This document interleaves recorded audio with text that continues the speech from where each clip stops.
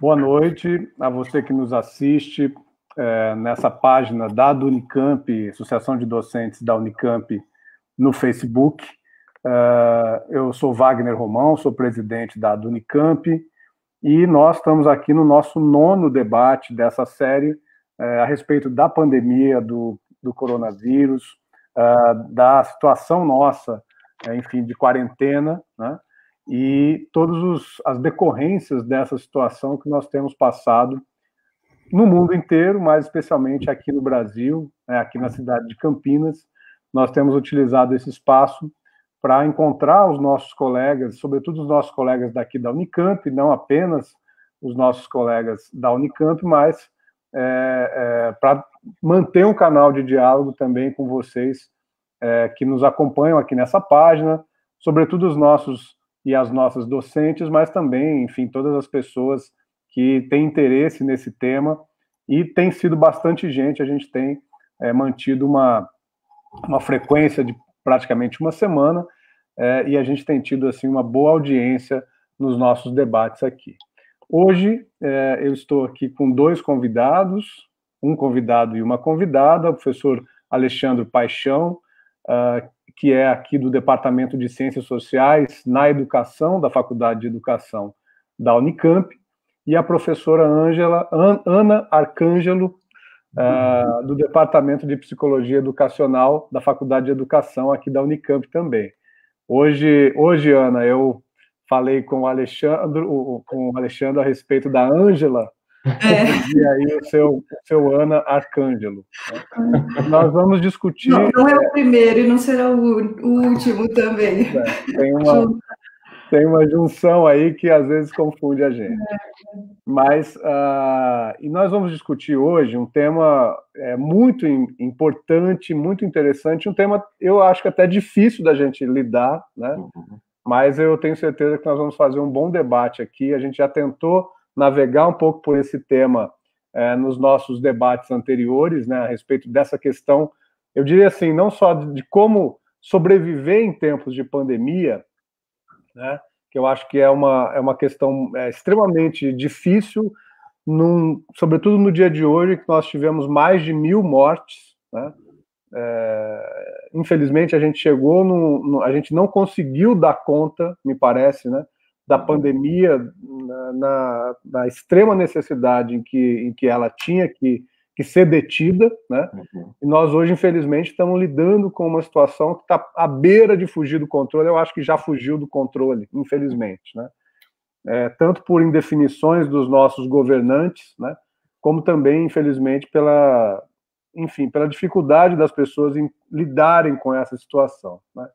Então, o tema sobrevivência em tempos de pandemia, ele tem a ver com essa nossa dificuldade em lidar com a pandemia, seja as pessoas que estão sendo atingidas mais diretamente com a pandemia, seja também as pessoas que estão numa situação de quarentena, né, e que estão tendo que lidar com as perdas, enfim, de vidas que nós estamos sentindo, estão tendo que lidar com a necessidade também, né, o ímpeto de realizar ações de solidariedade. Eu tenho conversado, pelo menos, com muita gente que se vê numa situação de uma certa incapacidade, né, de dar conta dessa angústia, né, e também de pessoas que, enfim, estão premidas aí pela necessidade de continuar os seus trabalhos, né, nas suas casas, né, tendo que lidar com as questões familiares numa situação praticamente de 24 horas por dia, né?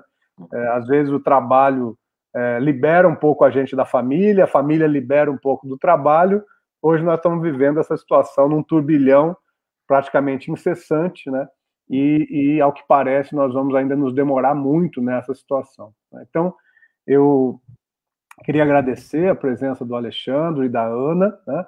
A gente não combinou qual seria a primeira pessoa a falar, não sei se vocês combinaram antes, né? Vai o Alexandre, pode ser? A Ana. A gente teve uns probleminhas aqui, eu tive uns probleminhas ainda na nossa entrada aqui, mas acho que agora está funcionando bem. Então, Ana, queria agradecer a tua presença. A gente costuma fazer um início de conversa de algo em torno de 20 minutos, né? Depois passaremos para o Alexandre, e enquanto isso eu vou recolhendo as questões que vão aparecendo aqui pelo nosso Facebook. Obrigado, Ana, a palavra é sua. Bom, eu que agradeço o convite e agradeço também essa iniciativa da Unicamp, né, de abordar temas tão importantes e, em especial, esse sobre como é que nós sobrevivemos do ponto de vista psíquico a uma situação como essa. Gostaria também de dar boa noite, né, para as pessoas que estão nos assistindo, para o meu colega e amigo Alexandro, que vai ser meu colega aí também no debate, e para o Fernando, que está nos ajudando com toda a tecnologia, né, o manejo da tecnologia. Então, boa noite a todos, e vamos ver, então, se eu consigo mobilizar alguma reflexão sobre esse tema e nós possamos, então, depois debater sobre isso. Bom, eu vou tomar a liberdade de ler algumas coisas que eu escrevi, porque eu diria que eu levei bastante tempo para formular algo com algum senso de continuidade a respeito desse assunto. E acho que isso tem a ver um pouco também com esse momento, né, que está nos deixando em sobressalto e com bastante dificuldade de encontrar nexos de sentido, né, para as nossas atividades e para as nossas emoções. Então, por conta disso, eu vou pedir licença para ir basicamente lendo essas minhas notas, e que foi o esforço que eu fiz, né, de arregimentar aí a minha energia psíquica e as coisas que me apareceram como frases e imagens que eu quero compartilhar agora aqui na noite de hoje. Então, eu preciso dizer que a gente tem discutido, e eu digo a gente porque o Alexandre está envolvido nisso, o professor Anderson também da Unicamp, outros professores da Unesp, alguns de institutos federais e algumas particulares. Nós temos estado envolvidos com esse tema da sobrevivência já há algum tempo. Nós estamos fazendo um projeto sobre isso, pensando especialmente na relação da escola com os sobreviventes que ali estão, né, que ali se encontram. Então, nós temos feito esse debate internamente a esse grupo para pensar um projeto de pesquisa, mas a discussão sobre sobrevivência em tempos da pandemia, que é o tema de hoje, me estimulou de uma forma muito peculiar. E sobre isso que eu gostaria de falar, né, com vocês. Porque apesar de nós estarmos já pensando há algum tempo sobre o tema da sobrevivência, sobre esse assunto, como é que se pensa esse conceito e como é que se maneja essa experiência de sobrevivência no ambiente escolar, essa proposta, esse convite de discutir a sobrevivência por dentro da experiência mesmo que nós já estamos vivendo de pandemia me provocou um desassossego enorme, né? E esse desassossego, por sua vez, fez brotar em mim, noite após noite, uma coleção de frases e imagens assim que vinham muito potentes quando eu acordava, né? Mas que eram aparentemente descontínuas, desconexas. Então, eram inspirações quase oníricas para esse início de conversa, mas sem pistas de como é que eu poderia concluir essa conversa que se iniciaria. Então, frases e imagens que me levavam como numa composição férrea, cujo inconveniente era me obrigar a desembarcar em lugar ermo, fazer esperar outra composição que me levasse a mais algum ponto de um destino desconhecido. Potentes, mas que, contudo, me levavam até o meio do caminho, e ali me abandonavam, desafiando-me a sobreviver. Talvez a própria metáfora dessa pergunta guia do tema da conversa de hoje, como sobreviver nesse tempo de pandemia. Então, muito provavelmente, o desenrolar da minha fala vai ser ele mesmo expressão desse movimento de uma mente em busca de sobrevivência. Portanto, uma fala-ilustração, como eu chamei aqui.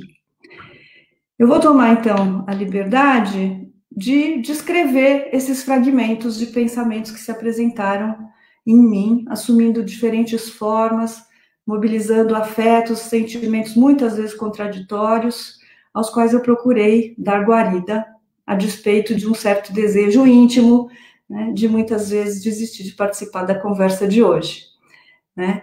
E por que isso, né? Porque me parecia uma possibilidade, sugeri então que nós esperássemos e recolhêssemos todas as condições necessárias para fazer uma apresentação sobre o tema sem risco, né? Com ideias impecáveis, irretocáveis, com argumentos irrepreensíveis, né? E isso aqui me parece já um dos aspectos envolvidos também na sobrevivência, que isso é impossível. Nós somos convocados, nesse momento, a abraçar aquilo do que não podemos escapar. Então, penso eu que esse movimento também de querer desistir de estar aqui, né, e perceber que esse desejo tinha a ver com a necessidade de ter algo para além do imperfeito, né, também já tinha uma relação com essa nossa experiência. Nós não podemos escapar de abraçar o que está aí. Antes, contudo, de entrar na descrição dessas minhas frases e imagens, eu gostaria de abrir um parêntese e comentar que a sobrevivência fala de um sofrimento constituído no viver, e envolve, portanto, diferentes gradientes de funcionamento psíquico. Então, eu gostaria de citar um pequeno trecho do nosso projeto, né, de autoria do Alexandre, minha, de um grupo grande aí, abre aspas, então. Trata-se de profundo sofrimento psíquico, a sobrevivência, que se estrutura intrapsiquicamente, porém em interação dinâmica com as dimensões da experiência compartilhada, ou seja, dinâmicas fundamentalmente interpsíquicas e, portanto, sociais. São várias as modalidades de sobrevivência ao sofrimento, a depender de sua extensão e duração no tempo. Desde aquela em que a experiência catastrófica permite o desenvolvimento de recursos psíquicos e a expansão das possibilidades de ser, até aquele cujo aspecto letal da catástrofe se instala internamente como letalidade psíquica, capaz de imobilizar áreas inteiras da mente e provocar efeitos mortíferos, tanto no ambiente interno quanto no externo. Fecha aspas. Portanto, nós estamos falando, né, que a sobrevivência pode variar desde um processo que promova desenvolvimento até aquele que leve o sujeito a projetar letalidade sobre si mesmo e sobre os demais, e eventualmente, inclusive, extrair a vitalidade dos outros e de si. Aqui, né, nessa noite, eu vou abordar a sobrevivência nesse primeiro sentido, uma sobrevivência que promove o desenvolvimento. Muito embora eu tenha convicção de que, por exemplo, se nós estivéssemos numa discussão cuja ênfase fosse a geopolítica atual, a política nacional, a economia, né, nós teríamos como exigência o exame dessa segunda categoria, de uma sobrevivência letal. Parêntese fechado, então eu começo pela primeira frase que me acometeu, e ela me acometeu como uma febre. Na pandemia, somos convocados a recrutar nossos recursos psíquicos mais sofisticados, aqueles que julgávamos possuir, ter posse, né, controlar, justamente no momento em que a realidade se abate sobre nós e os enfraquece e debilita. Essa é a frase que me vinha desde o começo, né, quando eu fui convidada para participar disso. Me parecia que essa seria necessariamente, né, a primeira frase que eu utilizaria para participar dessa conversa. E eu imagino que essa urgência, né, de abordar logo de início essa afirmação tem a ver com o fato da nossa comunidade acadêmica ter um apreço enorme por esses recursos sofisticados, né? pela racionalidade, pelo rigor, pelo pensamento hipotético dedutivo, pelo contraditório, né?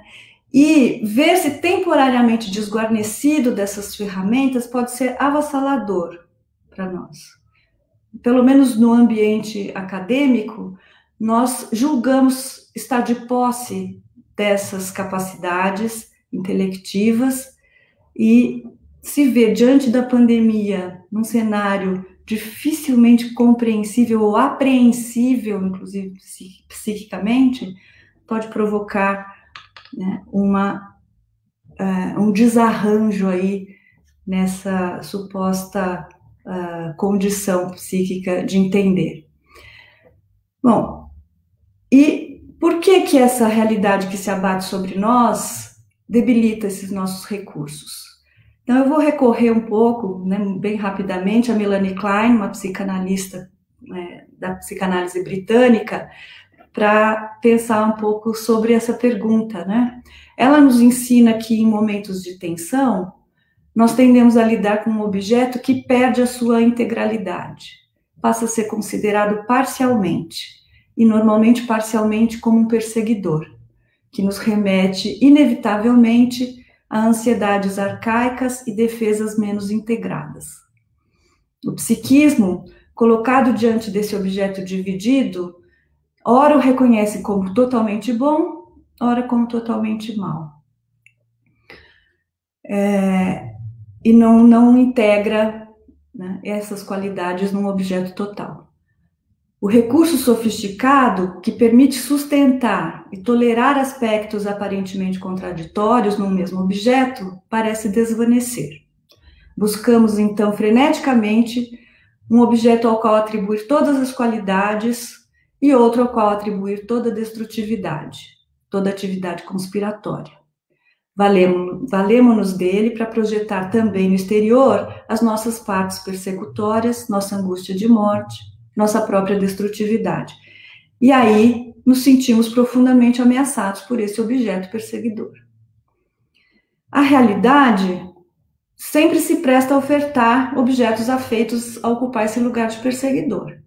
Mas, particularmente na atualidade, nesse momento especial, né, de pandemia, nós padecemos da infelicidade dela estar particularmente repleta desses objetos afeitos a se colocarem no papel de perseguidores.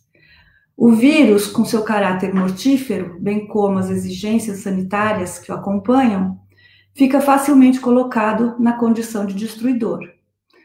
Isso sem contar a letalidade desse nosso ambiente político, que despreza a vida, que protege interesses que atacam a nossa dignidade e a nossa capacidade de pensar diariamente.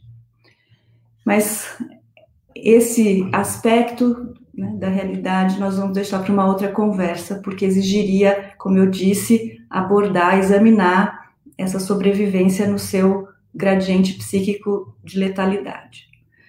O vírus, então, junto com a higienização excessiva, né, que ele exige, o isolamento a que concretamente nos submete, elementos que, como afirma o Tanis, num seminário online que ocorreu recentemente, nos colonizam.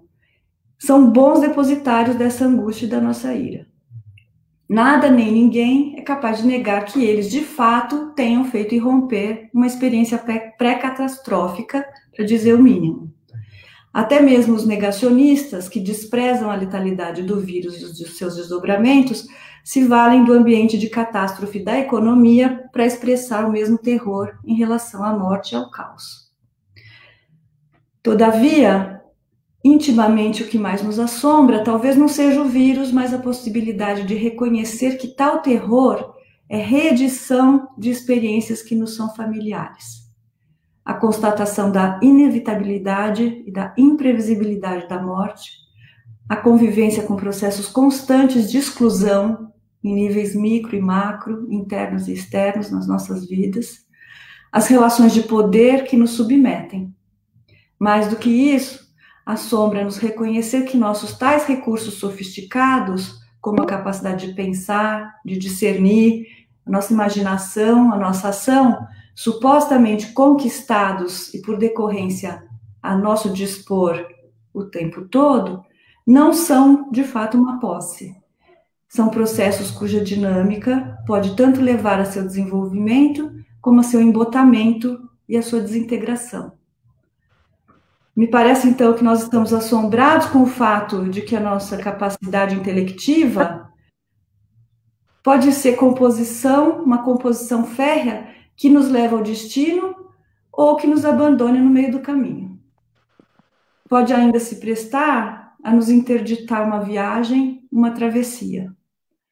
A sobrevivência que resulta em desenvolvimento, portanto, está na possibilidade de nós assumirmos esse risco de viajar, de tolerar os solavancos dessa via férrea, as paradas nas estações, os atrasos, as mudanças de recomposição, a constatação de que nós deixamos alguma bagagem para trás que nos seria útil e que carregamos parte de uma passagem que não vai nos valer de nada para esse inusitado do trajeto. Aquilo que os ingleses chamam de in-between, né? A sobrevivência vai estar nesses espaços do entre, espaços em que o que é irrepresentável precisa ser assim sustentado, como algo que ainda sem forma, sem representabilidade, precisa caber em cada um de nós, caber em mim, no eu. Ou, para usar as palavras do Bion, nesse espaço, caber um pensamento à espera de um pensador.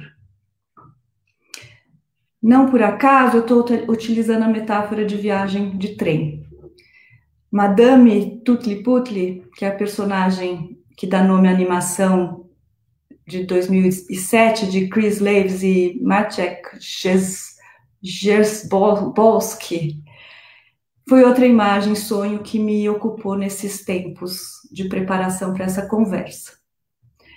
Trata-se da história de uma senhora que procura carregar todos os seus pertences para embarcar numa viagem de trem.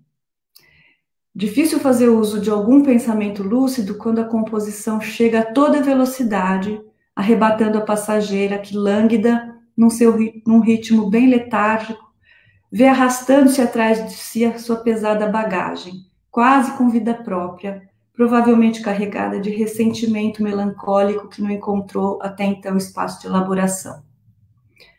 Ali, vê-se frente a frente com outros passageiros, com seus medos e fantasmas, estranhos que aparecem como perseguidores sábios, usurpadores ou até seres gentis. Difícil delimitar o que é interno e o que é externo, sonho ou realidade, verdadeiro ou falso. A composição que passa ventando, assim como o cenário da pandemia, produz um efeito que me remeteu à canção Lola, do Chico Buarque, quando diz, abre aspas, arrancando páginas dentro de mim desde o primeiro dia. Eu queria parar rapidamente aqui mostrar uma ilustração, só para dar um pouco a ideia desta, como eu imaginei, o PowerPoint vai precisar ser fechado e aberto novamente.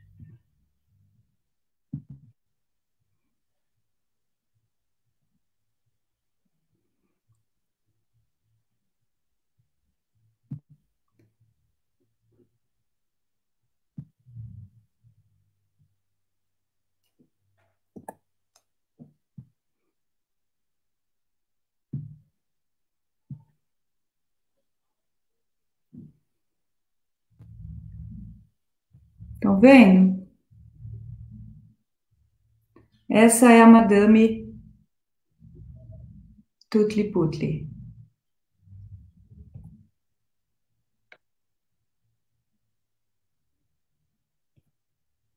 E aqui é a composição chegando, composição vento.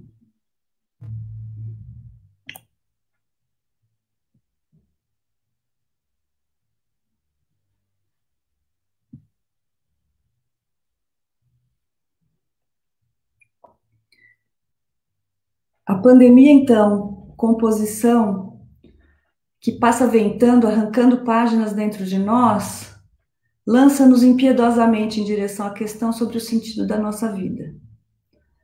Habituamo-nos a ignorar essa questão e os seus derivativos, ou a olhar superficialmente para elas. Nós procuramos respostas fáceis que obturam rapidamente esse espaço, desejo, angústia, que a pergunta, a dúvida, o confronto de perspectivas mobilizam. Evitamos, então, esperar surgir algo que se aproxime do verdadeiro e que reconheça a alteridade, o outro, a quem tentamos comunicar a experiência e que nos convoca a pensar sobre ela.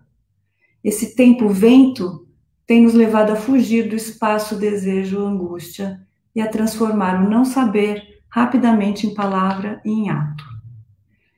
Essa é uma outra frase que me acometeu nesses dias. A frase que vinha na minha cabeça o tempo todo, quando eu pensava também nessa atividade de hoje, era: as palavras têm circulado em demasia. Então, eu vivi ali, né, um paradoxo, porque eu estava preparando algo, um dizer, né, mas ao mesmo tempo incomodada com a palavra que circula, que tem circulado do meu modo de ver demasiadamente.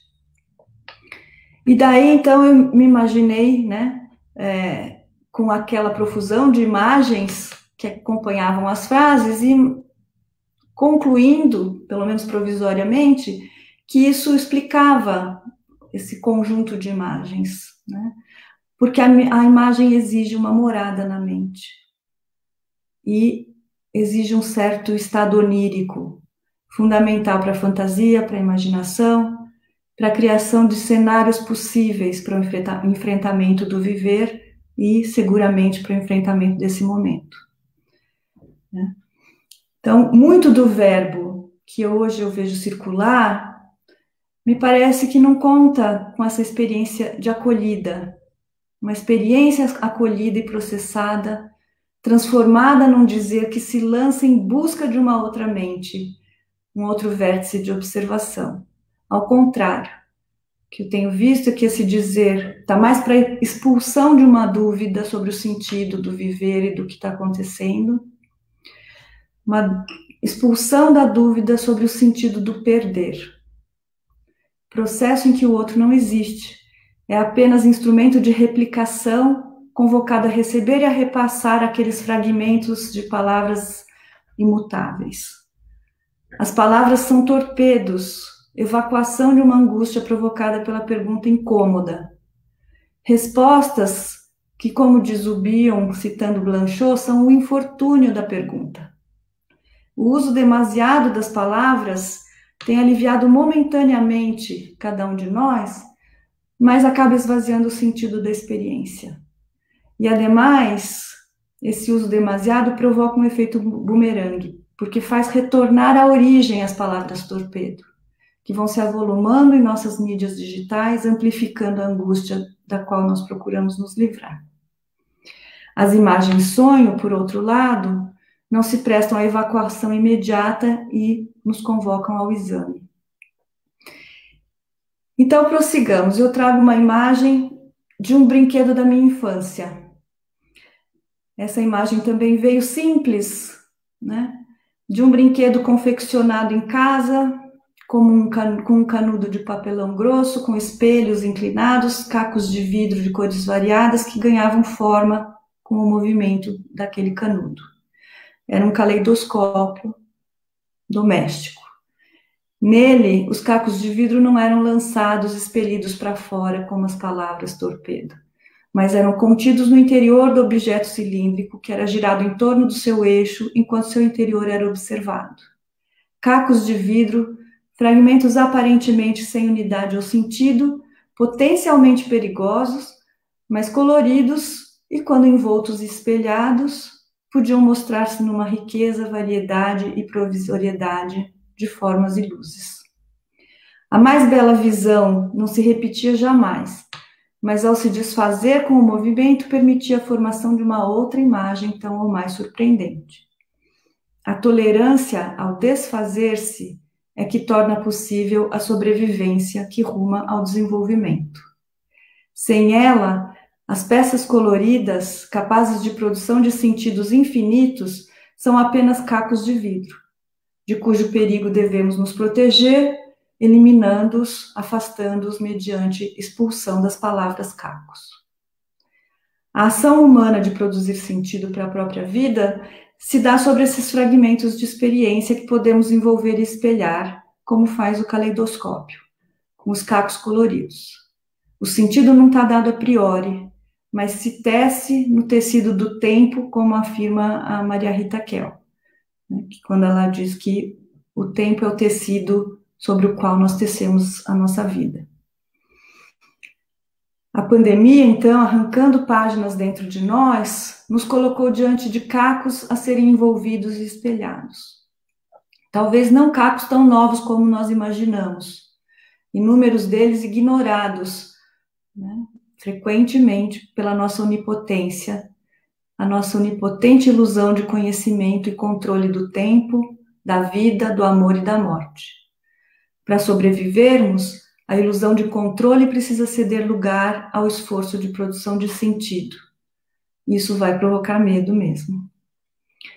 Medo, porque como o Bion nos ensina, para alguns, ou até em determinados momentos, para cada um de nós, ou para todos nós, como nesse momento de pandemia, nós perdemos de vista os eventos internos e externos que se enlaçam e nos enlaçam na experiência humana compartilhada. O Romão até mencionou como nós estamos tendo dificuldade com as ações de solidariedade, né? Nós somos impelidos a ela, mas nós estamos com dificuldade de integrar essa experiência compartilhada no nosso processo de sobrevivência. O tecido, então, é apenas um amontoado de furos, de vazados desconexos, tanto nas esferas intrapsíquicas como nas interpsíquicas. Uma concretude pura.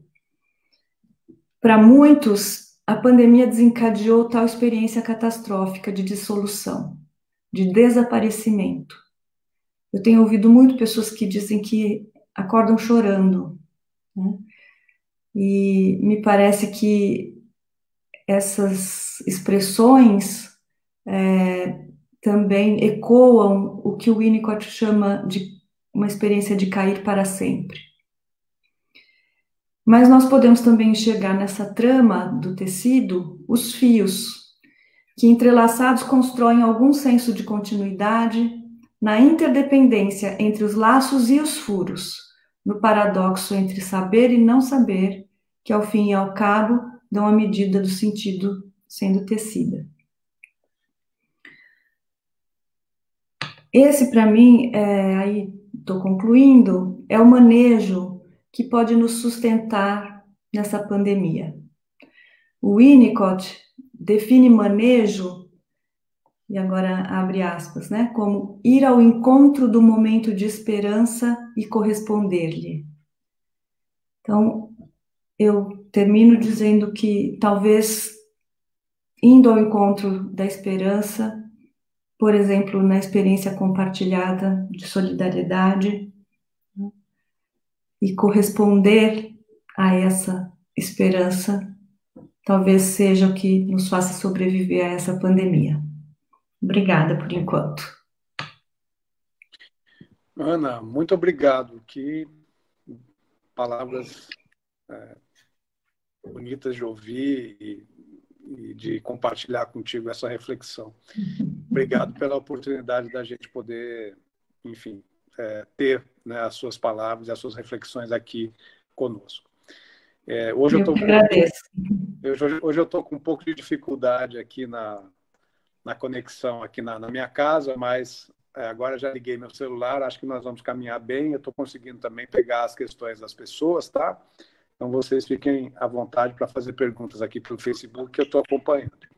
Alexandre, agora a palavra é sua, então muito obrigado também pela tua presença aqui hoje. Obrigado, Wagner.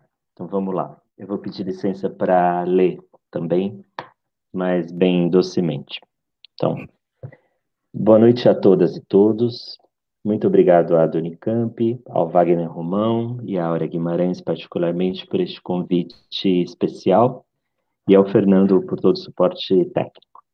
Obrigado, meu companheiro Anderson, a Maíra, as minhas queridas amigas Bel Loureiro e Mari Chaguri, a minha analista, todos que me acompanharam nessa última semana e que me ouviram inúmeras vezes sobre o que eu vou apresentar aqui hoje.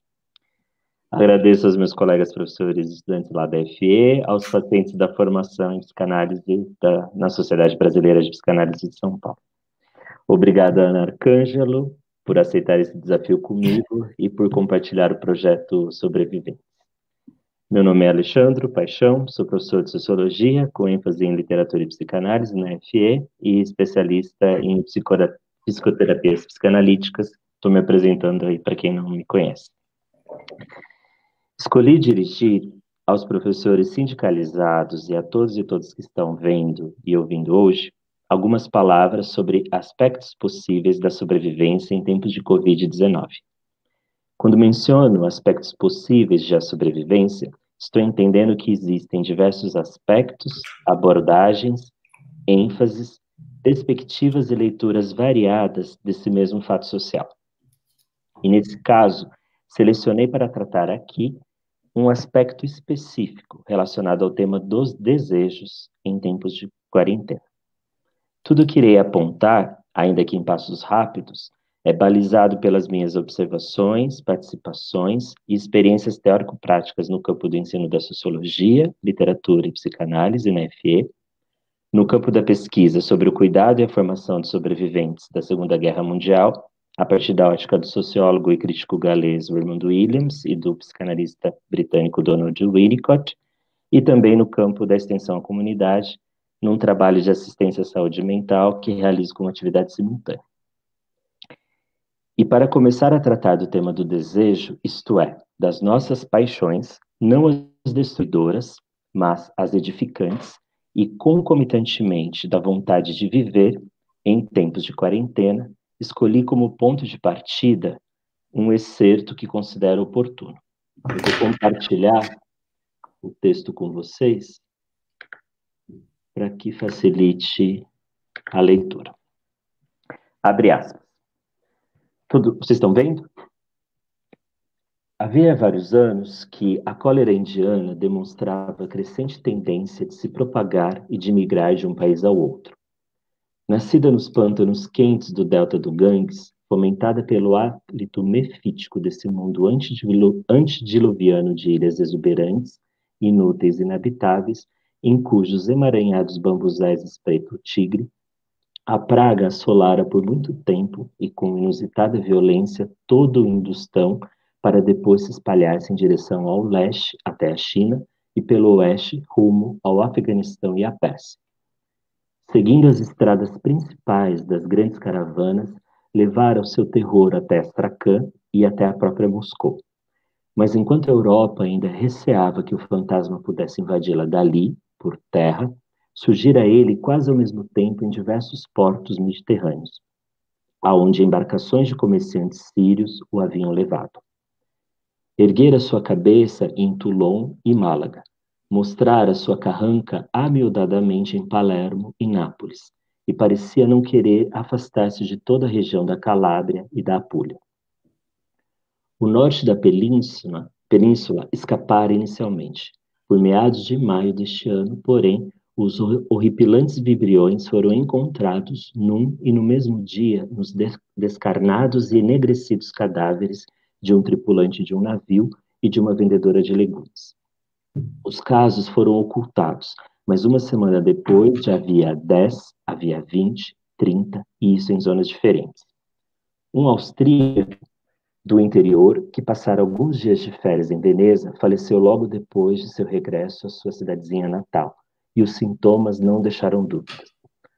80% das pessoas atingidas morriam de modo pavoroso, porquanto o mal se manifestava com extrema ferocidade. Mas o medo de um prejuízo geral, o receio de enormes perdas que, no caso de um pânico ou de um descrédito da cidade, sofreriam os hotéis, os lojistas e todos os ramos da exploração do turismo. Em virtude disso, as autoridades aferravam-se obstinadamente à sua política de silêncio, desmentindo todo e qualquer boato. O diretor do Departamento de Saúde da cidade, homem de grandes méritos, demitira-se, indignado, de seu posto e fora substituído, convenientemente, por uma personalidade mais dócil. O povo sabia dessas ocorrências e a corrupção da alta sociedade, em combinação com a insegurança reinante devido à situação anormal que o progresso de mortalidade produzia, certos estímulos obscuros, antissociais, que se manifestavam sob o aspecto de intemperança, despudor e sempre crescente criminalidade. Em face de tudo isso, a quarentena deverá ser decretada dentro de poucos dias no máximo. Bom, continuando.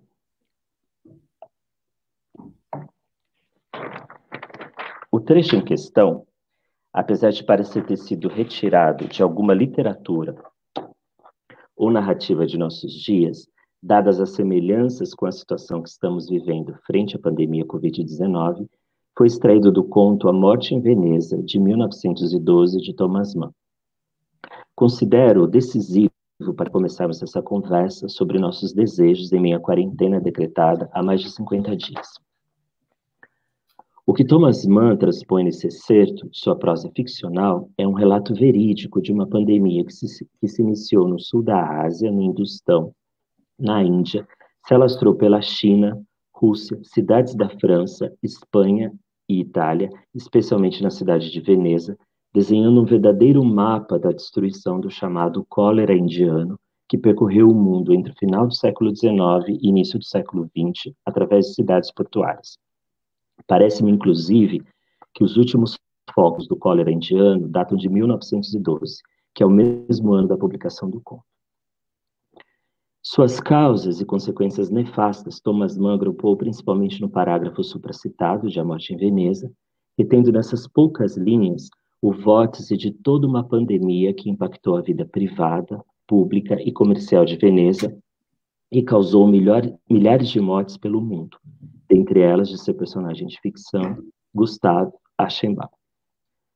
Mas quem conhece esse conto sublime ou assistiu o magnífico filme de Luchino Visconti, de 1971, sabe que A Morte em Veneza não é uma narrativa apenas sobre a morte causada por essa pandemia que assolou Veneza num tempo e espaços específicos, mas uma história sobre a aventura dos nossos sentimentos e de todas as investidas possíveis para reencantar o mundo pela esfera erótica.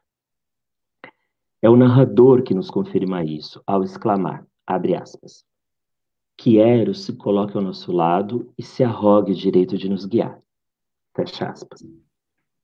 Mas seria possível se guiar pela figura de Eros e poetizar o mundo num momento de pandemia, morte, em quarentena, como fez Thomas Mann em seu conto, numa alusão a Fedro de Platão e seu discurso sobre o amor? Insisto na questão.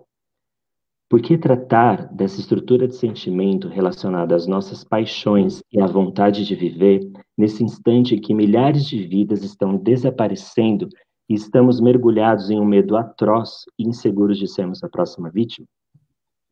Cabe pensar em nossos desejos a partir do conto de Thomas Mann, sem que o sofrimento, a dor ou o luto sejam banalizados?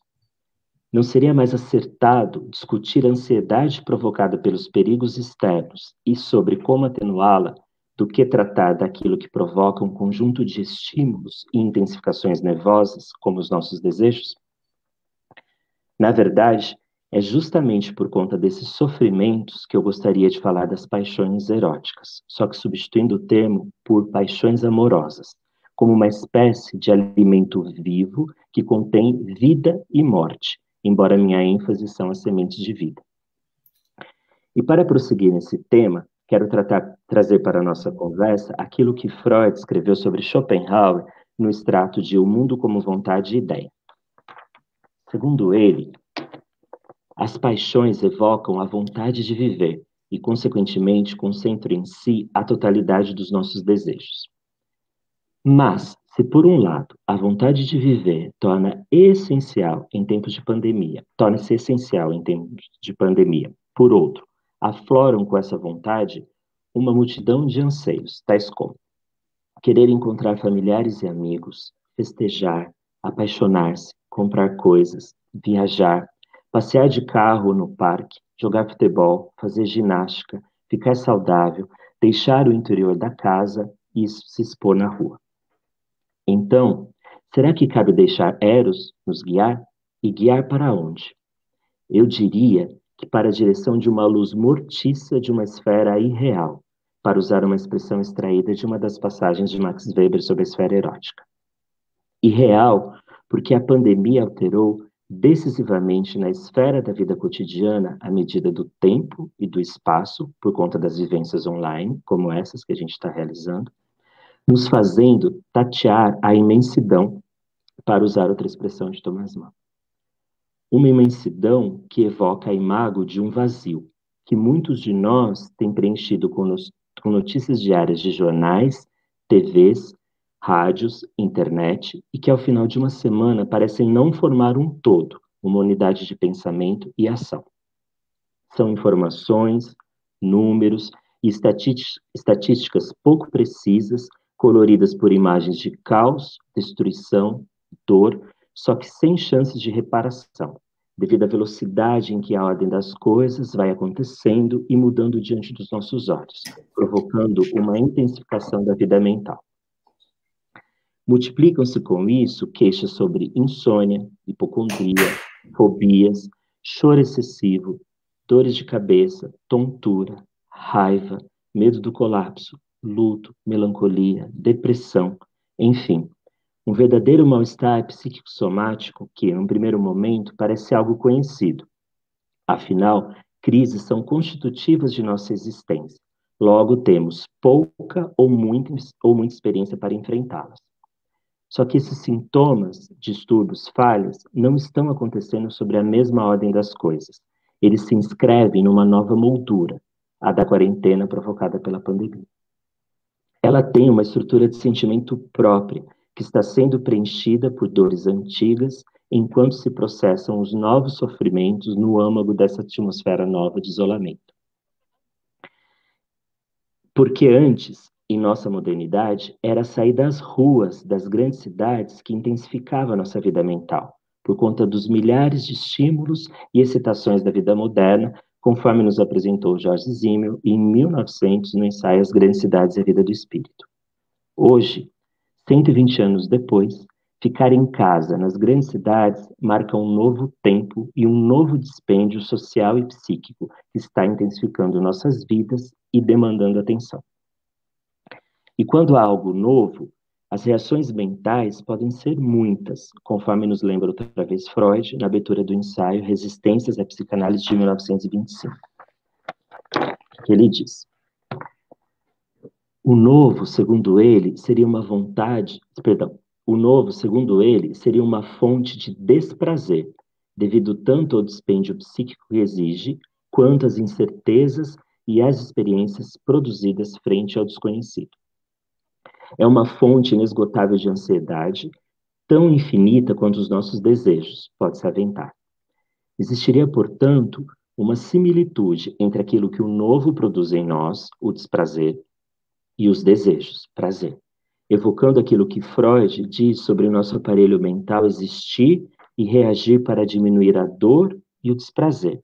Podemos afirmar isso lendo seu ensaio Além do Princípio do Prazer, de 1920.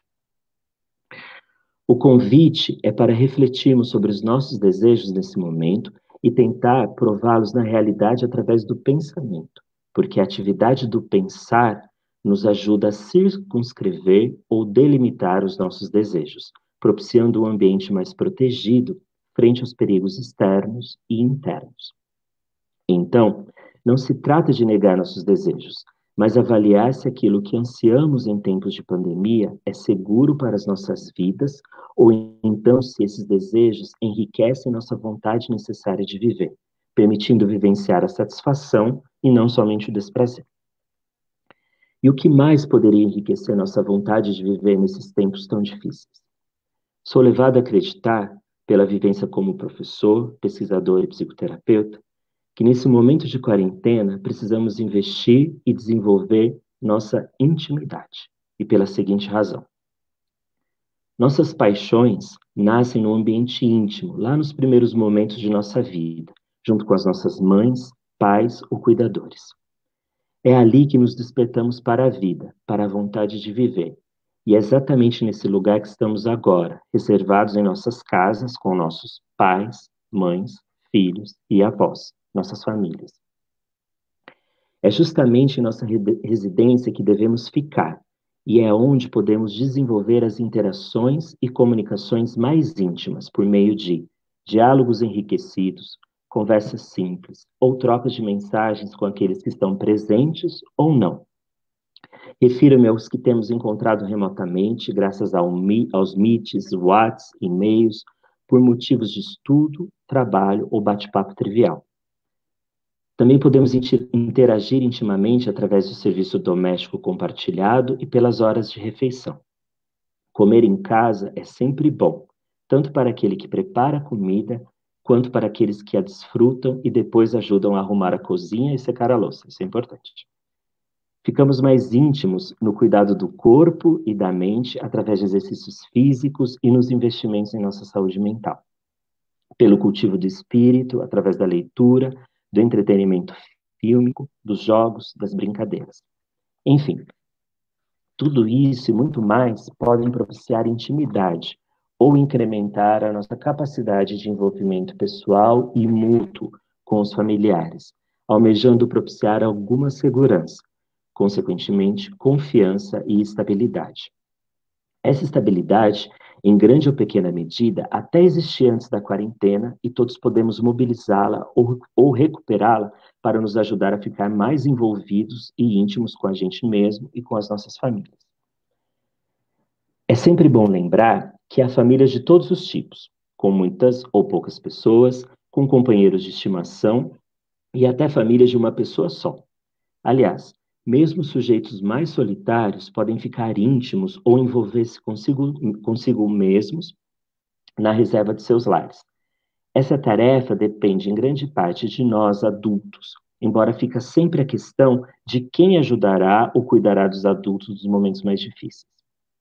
Se não houver outro adulto para dividir o peso dos desafios e dilemas, necessitamos nos apoiar em nós mesmos e naqueles em que confiamos, que neste momento podem estar próximos ou distantes. Pode ser o amigo ou amiga do WhatsApp, pode ser a do Face, pode ser o chefe ou o professor, ou mesmo a criança, o cachorro, o gato e até bicho de pelúcia, pois os objetos transicionais também ajudam.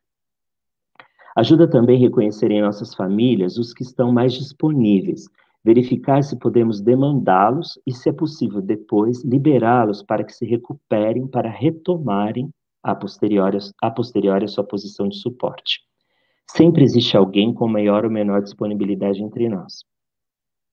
Não precisamos viver nada sozinhos e podemos sempre buscar o acolhimento onde ele estiver. Mas é bom reconhecer as nossas reservas emocionais, as experiências ricas e os recursos que tínhamos antes de tudo começar. Nossa mente criativa reside nisso também, digo, em reconhecer que guardamos sabedorias em nossos almoxarifados pessoais para reforçar o amor, a confiança e a perseverança. O convite sempre é enfatizar o cuidado, e felizmente escuto que todos aqueles que me cercam ou que me dão notícias de suas vidas das formas mais variadas me contam que o cuidado está em andamento e que estamos conseguindo construir uma espécie de assistência à saúde física e mental em nossas residências. Deixa eu só beber água. Aliás, por falar nisso, em assistência à saúde física e mental em nossas residências, há um importante texto de Donald Winnicott sobre isso, chamado Assistência Residencial como Terapia, de 1970, onde ele destaca 5 características essenciais para a construção de uma estabilidade íntima, sendo necessário. Primeiro, confiabilidade intrínseca, porque a imprevisibilidade e as frustrações terão sempre presença. Segundo, segurança física e emocional. Terceiro, planejamento e a divisão de tarefas. Quarto, gratidão, porque o muito obrigado incrementa a dinâmica dos afetos e exercita a humildade e o bom humor. E, por fim, quinto, sobrevivência, porque nossa principal tarefa hoje é sobreviver. Sobrevivência significa não só reconhecer que continuaremos vivos depois de tudo isso, mas que foi possível, apesar das dificuldades, tristezas e perdas, manter nossa humanidade, reservando na memória aquele sentimento de que os tempos são difíceis, mas não impossíveis, para citar uma expressão cunhada por uma docente da FE, que se tornou quase um lema. Ainda como psicanalista inglês, não é apenas o alimento ou o teto que conta, e nem mesmo o lazer proporcionado, mas expressar diretamente nossos afetos e apaziguar as frustrações, diminuindo o autocontrole, a culpa, a rigidez e a sobrecarga de tarefas e deveres ligados à vida doméstica, ao trabalho, ao estudo. Tentar criar, na verdade, oportunidades para o planejamento criativo e mais leve dessas atividades. Compartilhar as responsabilidades, mas também os medos e as apreensões. E tentar avaliar quais são os tipos de necessidades físicas e emocionais do presente, discriminando, se for possível, o que é localizado, agudo ou emergencial, buscando, se preciso, ajuda profissional. Tudo isso, portanto, pode nos ajudar a estabilizar nossa condição humana nesse novo mundo cada vez mais endêmico. Enfim, esses e outros pontos podem ser uma nova oportunidade para conviver e harmonizar-se, vou recomeçar. Enfim, esses e outros pontos podem ser uma nova oportunidade para conviver e harmonizar-se com um mundo duro e difícil, pensando naquilo que o Winnicott experimentou ao conviver com crianças e adultos sobreviventes da Segunda Guerra Mundial. Espero que vocês escutem tudo isso não como mais uma tarefa árdua frente a tantas outras que estão desempenhando nesta quarentena. Afinal, os desafios têm sido muitos e num contexto de amplas demandas domésticas e aprofundamento das desigualdades, face ao gênero, à raça, à classe, à idade, às nacionalidades e que podem ser entendidos como mais uma cobrança.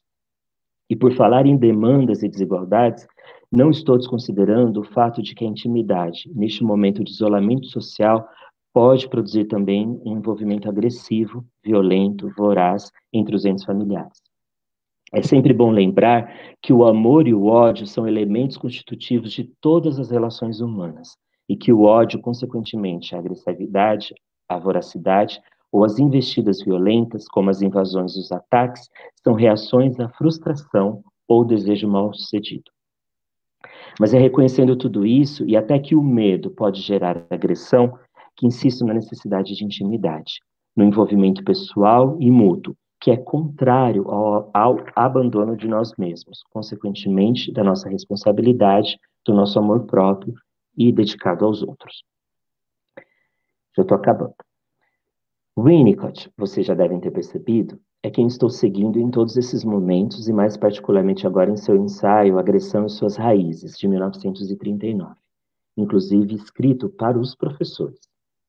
Ali, ele diz que experimentar uma relação mais íntima consigo mesmo e com o outro é a base do sentimento de identidade, o que significa, dentro de uma matriz originalmente freudiana, que Winnicott está pensando identidade como a experiência de satisfação, isto é, que o desejo pressupõe uma atração positiva do objeto desejado. E com isso, estamos de volta ao tema dos nossos desejos, as paixões amorosas e a vontade de viver, e com a intenção de reforçar a necessidade de intimidade como uma substância necessária, não só para nos fortalecer frente aos desafios da quarentena e do porvir, mas para promover a estabilidade emocional e níveis variados de satisfação. Através disso, podemos concluir, em termos psicanalíticos, que teremos proporcionado um novo ambiente. Por outro lado, se quisermos falar em termos mais sociológicos, até porque Weber e Zimmer já fizeram parte dessa conversa, podemos recorrer agora, para encerrar, a sociologia e a filologia de Eric Auerbach, sobretudo em seu ensaio Racine e as Paixões, de 1927, para concluir sociologicamente que a construção dessa intimidade, hoje, ocorre dentro de uma outra esfera e que está sendo produzida pela pandemia, onde uma sensibilidade nova se apresenta e parece estar relacionada ao conteúdo da personalidade humana deste presente, com características endêmicas. Faço essa rápida alusão à sociologia porque gostaria de continuar, para terminar, mais um pouco na companhia da psicanálise de Winnicott, parafraseando quando diz que é a partir dessas coisas pequenas mencionadas que que poderá se desenvolver nossa capacidade de envolvimento pessoal e que em tudo isso poderá germinar um ambiente suficientemente bom, que é necessário para conseguirmos nos envolver com a vida e seus perigos. Estou terminando mesmo. A intimidade é uma necessidade básica, e já que estamos distanciados ou isolados, parcialmente ou integralmente em nossas casas e num momento imprevisível, podemos investir bastante nisso, isto é, em nossa capacidade de envolvimento com a gente mesmo e com aqueles que estão dividindo a quarentena conosco. Dando voz uma última vez, prometo, ao Winnicott em seu artigo intitulado Desenvolvimento da Capacidade de Envolvimento, de 1962, notamos que ele considera que envolvimento implica desenvolvimento pessoal e se relaciona com o senso de responsabilidade que devemos ter frente a nós mesmos, ao outro e aos nossos desejos. Implica preocupar-se ou importar-se mutuamente e aceitar isso como um desígnio da responsabilidade. O envolvimento é a base da vida familiar, e que fica evidente que, quando me refiro à família, estou pensando em todos os tipos de família e considerando essa unidade como vital. Tamanha sua vitalidade que ela é necessária para aqueles que estão em casa, em quarentena, e também para aqueles que precisam sair de casa para trabalhar, mas que podem sonhar em voltar para a intimidade do lar que deixaram todos os dias. Intimidade é uma questão de saúde e de sobrevivência, pois uma vez criada, ajuda a construir uma unidade do nosso ego e algumas de suas funções, como a confiança, a estabilidade emocional e a capacidade de se sustentar e também de fantasiar, sonhar, desejar. Sendo importante destacar que essa discussão que eu estou apresentando do processo maturativo, o Winnicott apresenta de forma impecável e que eu estou simplificando aqui. Então, convido a todos a lerem os trabalhos dele. Em síntese, quanto mais íntimos de nós mesmos, mais responsáveis e protegidos ficamos. Quanto menor a intimidade, menor o envolvimento, mais difícil é enfrentar os desafios de uma situação de quarentena. Isso porque, segundo ele, Winnicott, a falta de envolvimento pessoal e mútuo produz angústias cruas. Ou podemos dizer que ficamos como se estivéssemos em carne viva, logo, indisponíveis para enfrentar nossa realidade tão calamitosa e necessitada de íntima perseverança. Pensando nisso, na necessidade de intimidade, para finalizar de fato, apresento o trecho de um livro de Primo Levi, chamado A Trégua, onde ele conta como uma criança que nasceu em Auschwitz sobreviveu alguns anos dentro daquele campo de extermínio. Abro aspas. Rubenek era um filho de Auschwitz. Aparentava 3 anos aproximadamente, ninguém sabia nada a seu respeito, não sabia falar e não tinha nome. Aquele curioso nome, Rubenek, fora-lhe atribuído por nós, talvez por umas mulheres que interpretaram com aquelas sílabas uma das vozes inarticuladas que o pequeno emitia, de quando em quando. As palavras que lhe faltavam, que ninguém se preocupava de ensinar-lhe, ninguém, salvo Hennek. Ele era meu vizinho de cama, um robusto e vigoroso rapaz húngaro de 15 anos. Hennek passava metade de seus dias junto ao catre de Rubenek. Era maternal mais do que paternal. Rubenek aprenderia a falar com Hennek. Certamente, mais do que com aquelas meninas polonesas demasiado doces e demasiado fúteis, que o embriagavam de carícias e de beijos, mas evitavam-lhe a intimidade. Rubenek, infelizmente, não sobreviveu a Auschwitz, mas enquanto viveu, apesar de sua existência bastante precária, conseguiu se comunicar, embora não graças às carícias e aos beijos de alguns, mas à capacidade de envolvimento íntimo que um rapaz de 15 anos proporcionou àquela criança. Primo nos diz mais algumas palavras sobre isso. Hennek, tranquilo e obstinado, sentava-se junto ao pequeno, imune à autoridade triste que dele emanava. Levava-lhe comida, ajustava-lhe as cobertas, limpava-o com mãos habilidosas, desprovidas de repugnância. E falava-lhe naturalmente e intimamente em húngaro, com voz lenta e paciente. Ao ler emocionado esse último excerto, eu sou impulsionado a pensar que a intimidade é a responsável por produzir em nós a vontade de viver, mesmo em condições tão adversas como a dessa criança e desse rapaz. E quando há tantas perdas e incertezas, em meio a um contexto aniquilador e imprevisível, tentar incrementar nossa capacidade de envolvimento íntimo é um sinal importante de confiança, perseverança e sobrevivência. É isso. Obrigado. Muito obrigado, Alexandre. E obrigado a Ana também, novamente. Acho que nós estamos hoje num debate diferente aqui. Esse nosso 9º debate é uma outra experiência, inclusive sensorial. E também estou seguindo aqui os comentários do pessoal que estão no Facebook. Tem uma coisa mais íntima também, viu, Alexandre? As pessoas estão se reconhecendo, se cumprimentando, enfim. Então, queria agradecer vocês por isso. Queria destacar, assim, eu tenho algumas, na verdade não são questões, mas são sentimentos também, né? Um pouco mais do que sentimentos, mais sentimentos do que questões. Em primeiro lugar, você falou da Áurea Guimarães, né? A Áurea foi a grande responsável por essa nossa conversa aqui, uma pessoa extremamente sensível, né? Que está na nossa diretoria, na do Unicamp, então, que é da Faculdade de Educação, socióloga também. Eu queria mandar um grande beijo para a Áurea. Eu quero comentar também uma questão aqui, uma reflexão da Ana Paula Figueiredo, né? Que eu acho que é uma coisa que tem nos aparecido também, né? Não só na diretoria nossa, mas na conversa com os nossos colegas, né? Que é um pouco essa angústia sobre o que será a nossa universidade, né? O que será a escola, o que será a relação entre professores e estudantes, né? Ela fala muito bem aqui no texto, eu vou ler. Ela diz o seguinte: com o tema sobrevivência em tempo de pandemia e como professora, me vem a seguinte frase ouvida por corredores das escolas, quando se saíam das salas de aula. Aí ela cita, né? Sobrevivi a esta aula, dita por alunos e professores, não é mesmo? E agora? O que era sobreviver naquela situação de centralidade do conhecimento no professor? O que era? Agora eu fico pensando, tanto um corpo, entre aspas, quanto o outro, o discente e docente, terão que se reinventar para a escola que não se aguentava mais. Alunos vendo o pescoço de alunos e professores falando às paredes.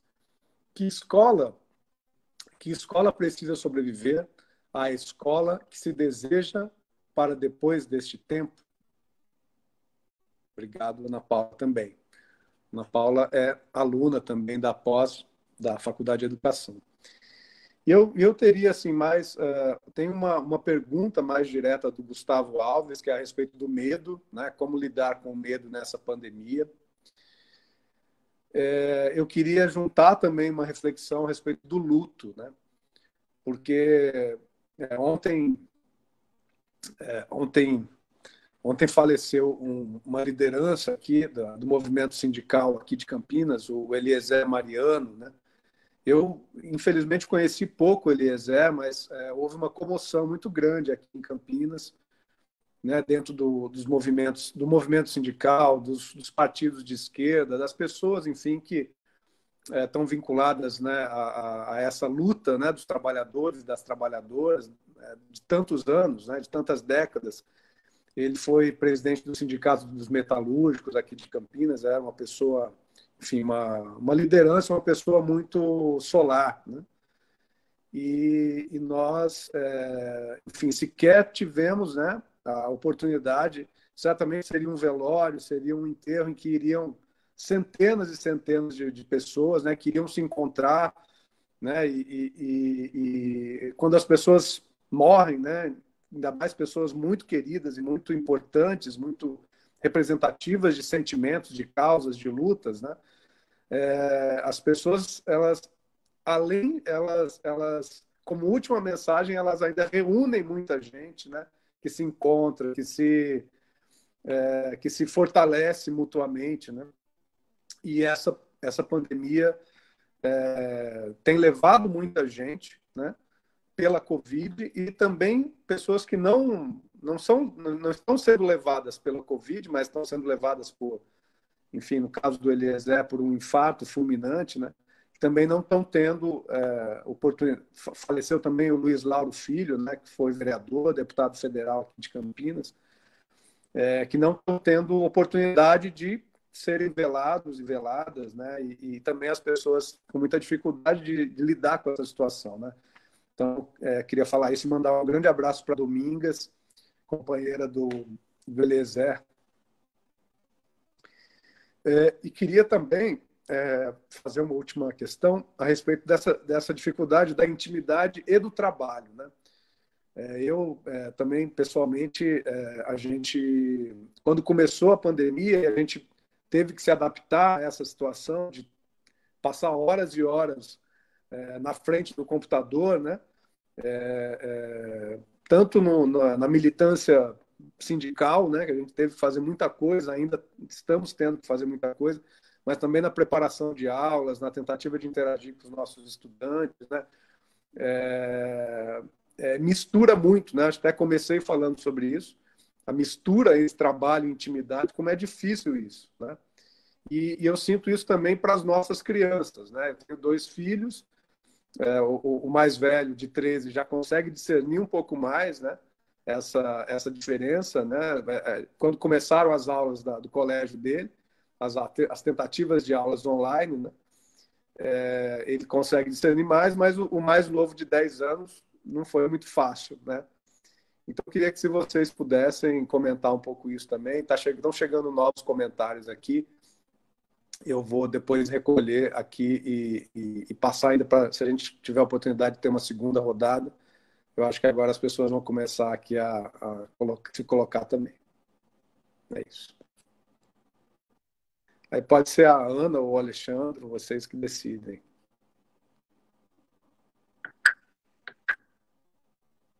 Quem vai? Fica à vontade.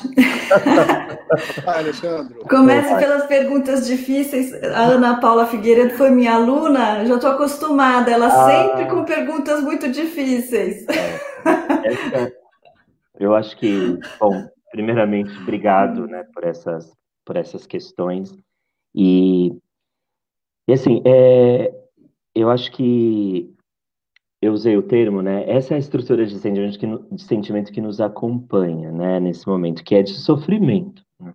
Então, enquanto a Ana Paula está perguntando, né, que escola é essa que vai sobreviver, e depois o Gustavo sobre lidar com medo, e o Romão traz a experiência aí do luto, né, das perdas, acho que esse é a nossa ambiência.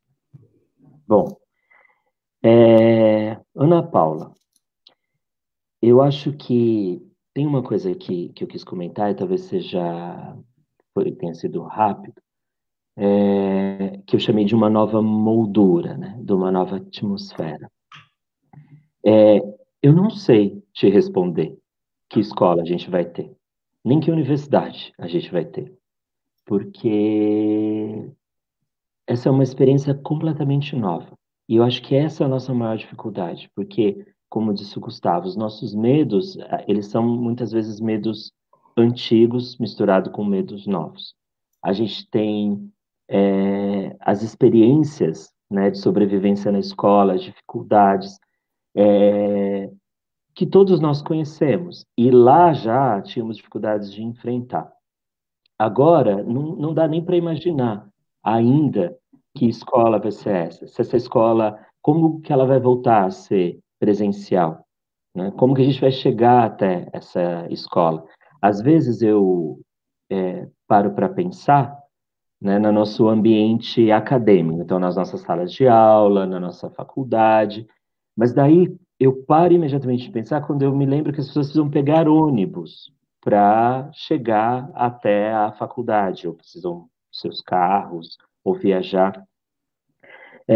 Então, assim, a gente vai ter que reinventar essa escola, como você está dizendo. E essa reinvenção, ela vai ser de todos nós. Quando eu me pego pensando como professor no currículo, nas minhas disciplinas, e vejo a dificuldade dos meus estudantes, eu estou com 3 turmas de estágio esse semestre na Faculdade de Educação, que nos coloca, né, a relação universidade e comunidade, né?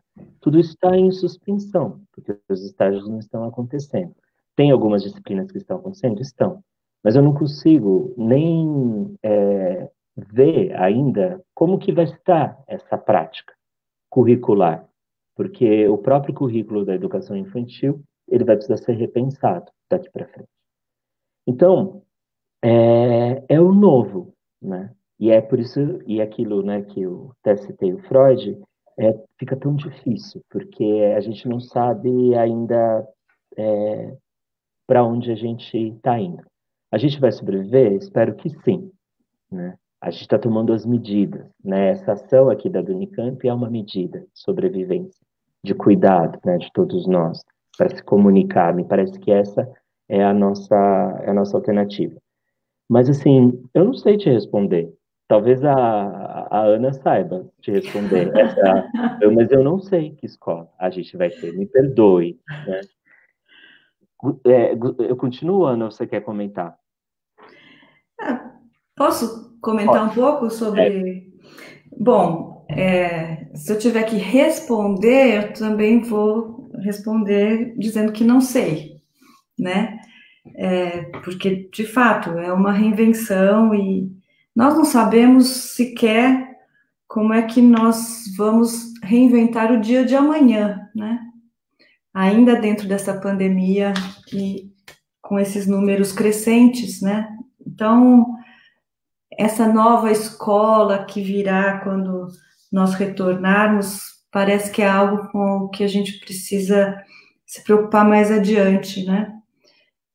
Nós temos uma escola que está acontecendo hoje, né? Mesmo no ensino fundamental e médio, nós temos os professores se debatendo, né, com as condições precárias para tentar atender minimamente aí os alunos, né, que precisam realizar algumas atividades, precisam ter contato com os aplicativos de ensino remoto, enfim. Então, nós já temos uma escola hoje que nós não sabemos como vai ser, como está sendo, né? Como vai ser quando acabar a pandemia, então, nem se fale. Mas eu só queria comentar que eu tenho uma preocupação, por exemplo, dentro disso que a Ana Paula colocou, que, embora ela tenha trazido a imagem da escola como algo muito negativo, essa escola que nós deixamos na pré-pandemia, né, de pessoas que se toleram, na verdade, nós temos nesse ambiente também alunos que dependem muito dos vínculos estabelecidos com os professores e com aquela instituição, né? Dependem afetivamente, dependem no sentido de que ali eles têm resguardados alguns recursos para se desenvolver, para crescer, né? Alguns deles que não encontram esses recursos em outras instituições e muitas vezes na própria instituição familiar, né? Então, eu acho que uma pergunta que a gente pode também fazer e colocar junto com essa que a Ana Paula já colocou, é como é que esses alunos que dependiam tanto desses vínculos vão experimentar essa ruptura, né? Como é que eles vão lidar com um ressentimento, mais um ressentimento, de ver desaparecer da noite para o dia uma possibilidade de vínculo e de crescimento. Então, essa é uma preocupação minha, né, e que está, inclusive, no nosso projeto sobre sobrevivência na escola, que nós estamos aí finalizando, né. Por outro lado, o que eu tenho visto também, tenho ouvido de pessoas que trabalham diretamente com os gestores das escolas e com os professores, e também do meu contato, que algumas pessoas, ou até um número considerável desses profissionais, têm sido convocados a resolver alguns problemas, como, por exemplo, abrir a escola para alguns alunos irem dormir nesse período de isolamento, né? E essa situação, que, claro, eu estou trazendo como um ponto isolado, mas que tem comparecido de diferentes formas aí em diferentes cenários, municípios, me parece que também vai ajudar a reconfigurar esse tipo de vínculo que se estabelecia na escola e do qual a Ana Paula está se queixando, né? porque vai trazer uma dimensão mais da totalidade desse aluno, das necessidades deles, e que talvez ajude essa escola a se reinventar, né? Então, apesar de todas as dificuldades, eu acho que nós temos aí algumas condições mesmo de reinvenção, né? Apesar de toda a precariedade. Voltamos para os outros comentários? Posso emendar? Ou... Pode, fica à vontade. Não, só rapidamente, né? Em como lidar com o medo, com o luto. Eu acho que nós estamos numa situação dificílima mesmo, porque a experiência de luto, de medo, exige uma mente auxiliar, né?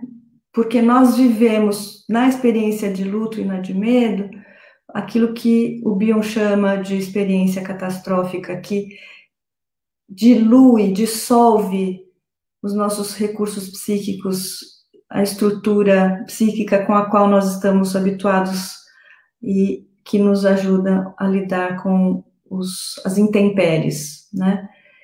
E quando isso acontece, as experiências emocionais pelas quais nós passamos não encontram morada, recurso psíquico interno suficiente para serem elaboradas. O que nos salva, o que nos costuma, né, salvar, justamente, é que geralmente há uma mente ao nosso lado com uma condição distinta dessa e que pode ajudar a processar aquilo que naquele momento para nós é intolerável, é não processável, né? E como nos ensina o Bion, né, isso começa na relação mãe-bebê. O bebê, quando sente uma angústia de morte, não sabe, não tem condição de processar isso e nem de tolerar. E o bebê expulsa isso para a mente da mãe. A mente da mãe é que tem condição de processar essa angústia do bebê e torná-la mais tolerável a esse bebê que tem poucos recursos. Então, a partir dessa dupla, né, de uma mente que pode processar aquilo que não é processável pela primeira, que a criança pode tomar de novo para si essa experiência emocional de uma forma mais digerida e que ela então possa acolher como sendo dela.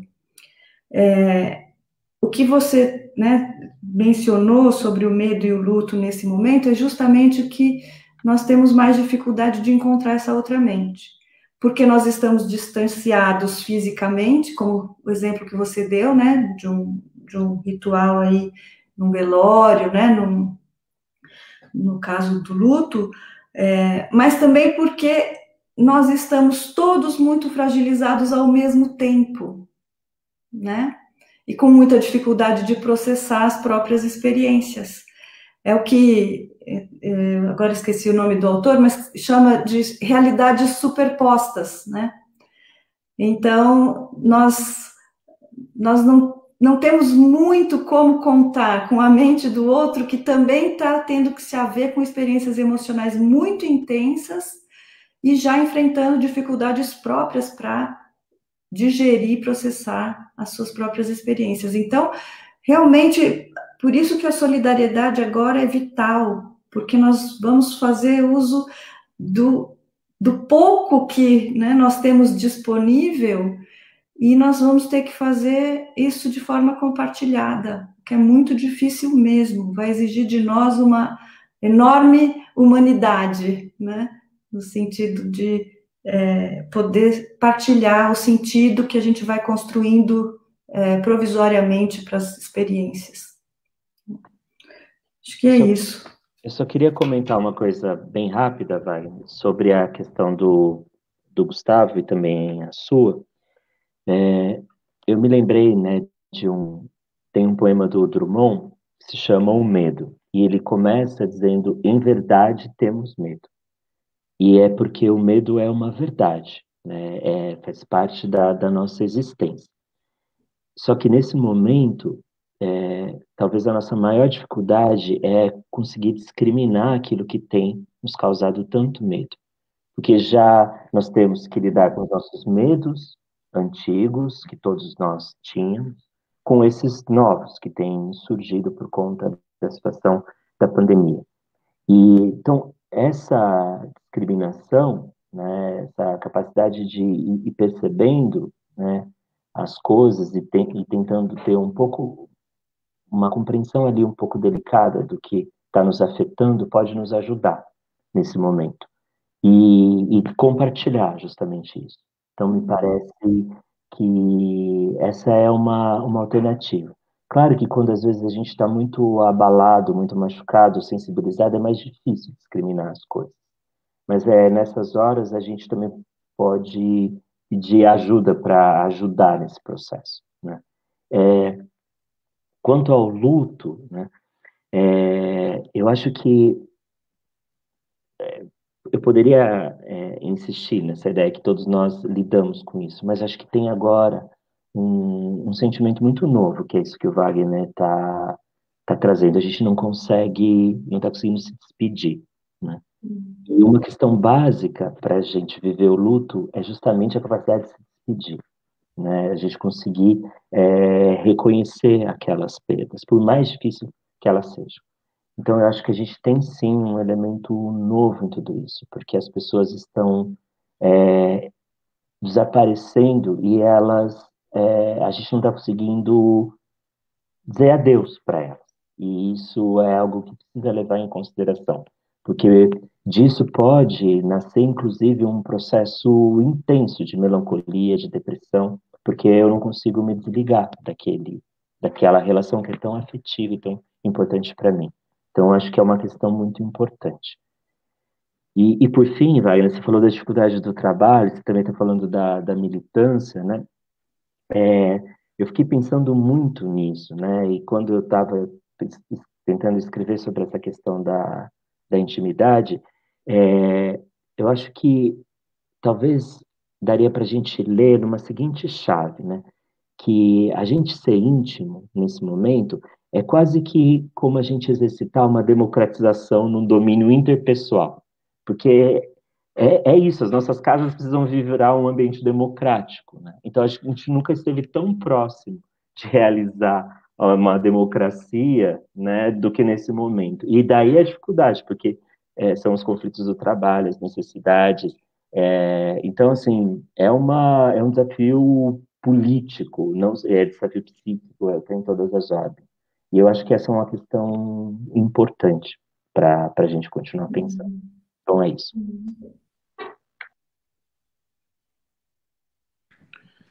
Obrigado novamente. Olha, gente, a gente tem muitos comentários aqui, acho que todos preciosos demais, né? Eu acho que conclui em torno de uma sal da Áurea, né? A Áurea mandou aqui, está com problemas de conexão na região, acho que está meio complicado hoje mesmo. Mas ela diz o seguinte: podemos dizer que a experiência de Paraisópolis constitui um bom exemplo de intimidade. Percebo que lá ocorre envolvimento pessoal e mútuo, segurança física e psíquica, responsabilidade, compaixão, confiança, esperança, né? E eu queria dizer também que aqui em Campinas a gente sabe de experiências semelhantes, assim, né? Eu soube do pessoal da Vila Boa Vista, que fez uma coisa muito interessante, também criou um banco de alimentos, é um grupo de WhatsApp que se reúne, que mobilizou toda a região. Acho que isso está acontecendo também em muitas regiões aqui na cidade, pelo Brasil todo, eu tenho certeza, né? Queria só também colocar a questão aqui, a Vitória Maria Terra retoma essa questão da angústia com o que será, né?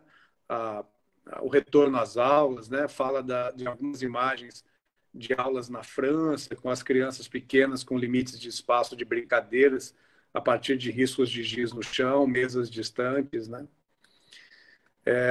A Dirce Zan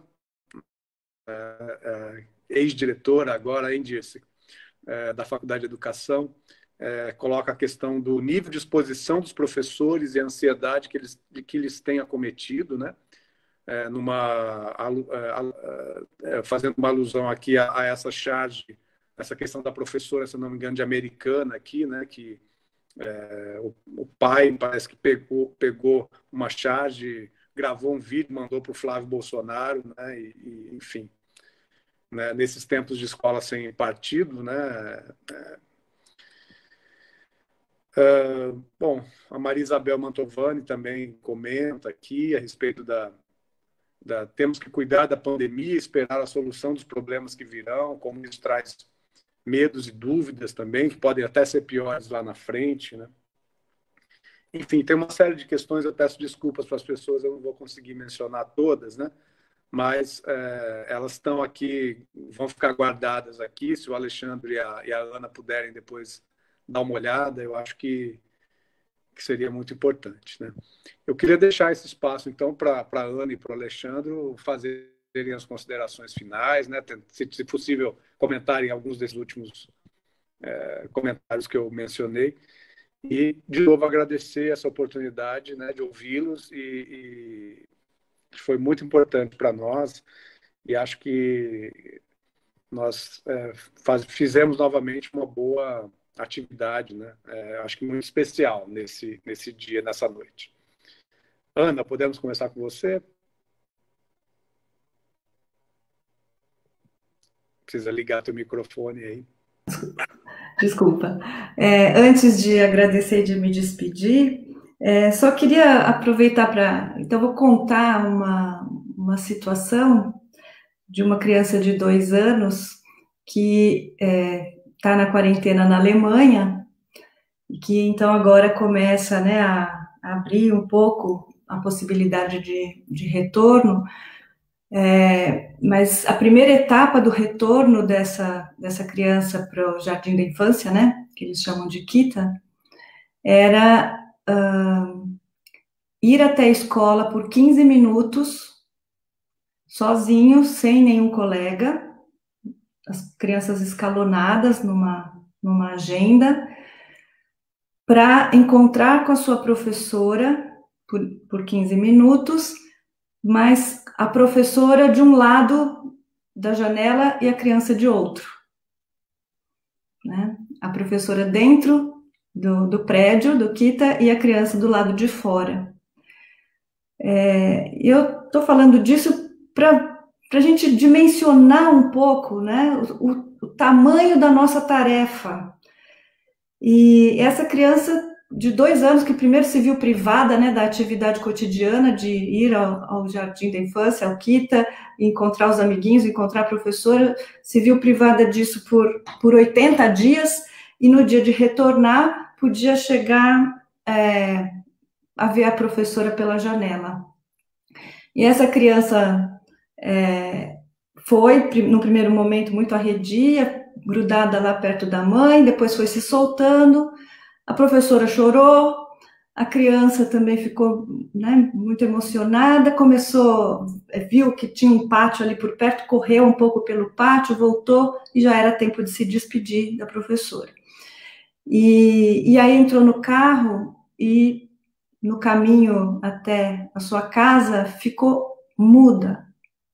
Essa criança que costumeiramente brinca, conversa, dá risada, chama a mãe enquanto está dirigindo, a criança ficou muda por uns 15 minutos. E a mãe, preocupada, olhando pelo vidro, né, pelo espelho retrovisor, para ver se percebia o que estava se passando com a criança, ela muda.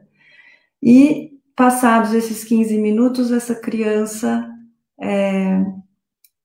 só menciona o nome da professora e diz: que pena. Não em português, né, em alemão, mas que pena. O tamanho, né, dessa experiência que precisou desse tempo e desse silêncio para ser acolhida, para ser processada e para encontrar uma palavra que pudesse sintetizá-la. Nós estamos vivendo isso todos os dias, o tempo todo, né? Evidentemente, supostamente nós temos mais recursos do que essas crianças, mas muitas vezes nós vamos ter que dar suporte para crianças como essas, né? Então, a nossa situação hoje é de um ineditismo para nós, que tudo que nós pudermos observar, né, e acolher vai nos servir a cada momento dessa experiência mutante, minuto a minuto. Então, eu acho que eu terminaria falando isso, né? E esperando que cada um de nós possa desenvolver essa capacidade de observar, de acolher e de dividir essas coisas conforme elas vão sendo processadas por nós, dividir com os demais, né? E gostaria muitíssimo de agradecer a oportunidade, o convite da Unicamp, mais uma vez parabenizar a iniciativa da Unicamp, não só para esse, né, para esse debate, para promover esse debate, mas a série toda, né, que tem sido promovida, e, enfim, agradecer as pessoas que participaram, e o meu colega e amigo Alexandre, com quem eu dividi aí a tarefa de conversar essa noite. Então, muito obrigada, um abraço. Obrigada, Wagner. Que legal. Bom, então eu vou fazer um rápido comentário também. Agradecer a lembrança lá da Áurea, né, e sobre Paraisópolis, e o Romão falou da Vila Boa Vista, acho que são experiências que precisam ser ressaltadas. Tanto a Vitória quanto a Dice e a Isabel, que inclusive é minha prima, acho que tem uma inquietação, né, de todos nós em relação ao futuro, né? E que ela é totalmente legítima. A única coisa que eu sei, que eu poderia dizer, assim, assertivamente, é que nós precisamos de futuro. Isso para mim está claro, né? Nós precisamos de futuro. Isso faz parte do nosso sentimento de sobrevivência e de sobrevivência. Mas são algumas perguntas que talvez a gente possa não aguardar, mas talvez a gente possa dividi-las. Porque tem demandas e questões do momento que também são muito urgentes, que estão acontecendo nesse momento, né?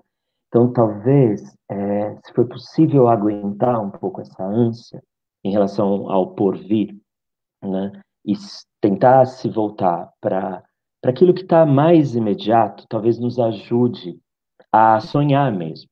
Porque se olhar para o futuro, né, para a imprevisibilidade, para aquilo que a gente não está vendo, joga, né, inclusive a imagem que eu trouxe, joga a gente numa imensidão de coisas. E daí é muito difícil a gente lidar com isso, né, de planejar coisas, de pensar coisas, de se sentir seguro ou confiante. Então, eu acho que o convite é não se desligar disso, porque isso também faz com que a nossa mente fique também criativa em funcionamento, mas é dividir um pouco essa ânsia com as coisas do momento. Não é uma tarefa fácil, não é. E por isso que a gente precisa das experiências, das reservas, dos recursos que a gente tinha quando isso não estava acontecendo. Felizmente, claro, né, o mundo antes disso não era um mundo feliz, era um mundo também com tantas contradições. Mas havia muitas realizações nesse mundo. E familiares, pessoais, no trabalho, a gente tem experiências muito ricas. E eu acho que a gente precisa se assentar nisso também. Então, eu ficaria com essa ideia de que a gente precisa do futuro, mas agora não se trata de perguntar tanto do futuro, mas desse presente que está carecendo de muitas urgências. Bom, dito isso, eu também queria agradecer o Wagner Romão, a Unicamp, por essa oportunidade, por esse espaço. Agradecer a Ana, que topou estar aqui junto comigo. Agradecer as questões, a gente vai ver isso carinhosamente, as questões que as pessoas nos trouxeram, e daí, se der para a gente se comunicar com elas, acho que é muito legal. E acho que o convite é a gente continuar investindo aí na nossa intimidade. Parece que essa é uma promessa importante nesse momento e para nos dar garantias aí de sobrevivência. Obrigado, viu? Bom, obrigado, Alexandre, obrigado, Ana, obrigado ao Fernando, que está aí atrás desse logo do Unicamp, está o Fernando. E obrigado pela Áurea também, pela Áurea Guimarães, por ter provocado esse debate, né? E muita gente também tinha procurado a gente, já propondo essa natureza de conversa, né? E eu queria também convidar vocês daqui a algumas semanas, poderem retornar. Eu acho que essa coisa, a gente reflete muito, né? Eu acho que nada está pronto nesse campo, né? Nesse campo da sobrevivência, das nossas subjetividades. Eu queria convidar vocês já para voltarem em algum momento no futuro próximo. Então é isso, pessoal. Um grande abraço a vocês que nos acompanharam. A gente fica por aqui. Semana que vem a gente deve ter mais um debate sobre algum tema candente, né, nessa situação toda que a gente está vivendo. E a gente se vê, então, na semana que vem, na próxima terça-feira. Um grande abraço e boa noite.